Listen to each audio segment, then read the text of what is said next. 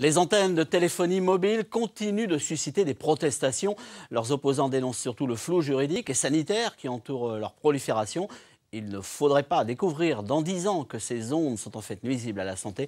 Plusieurs collectifs ont mené ce matin des actions communes. C'était à Toulouse. Delphine Aldebert avec Denis Mardinquer.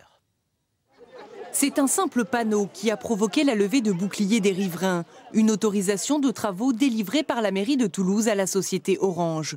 L'opérateur souhaite implanter sur ce site privé un pylône de 28 mètres pour accueillir une antenne relais à proximité immédiate des habitations. On va avoir une antenne extrêmement puissante et on va se retrouver avec des problèmes. Alors, c'est pas encore prouvé, mais enfin l'OMS est en train de dénoncer ça, des problèmes cancérigènes éventuellement, mais au moins des maux de tête et des problèmes sur la santé immédiate des riverains.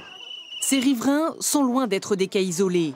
En milieu de matinée, ils ont rejoint d'autres collectifs venus de toute la région sur la place du Capitole. Car la concurrence frénétique entre opérateurs entraîne une prolifération incontrôlée des antennes.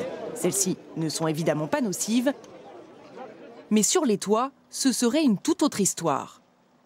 Vous avez 3 fois plus que ce qu'on préconise, donc déjà c'est pas bon. Pour les gens électrosensibles, c'est même très mauvais. En 2008, la municipalité toulousaine a pourtant interdit l'installation des antennes relais sur les bâtiments publics. Mais les opérateurs ont trouvé la parade, payé les propriétaires privés.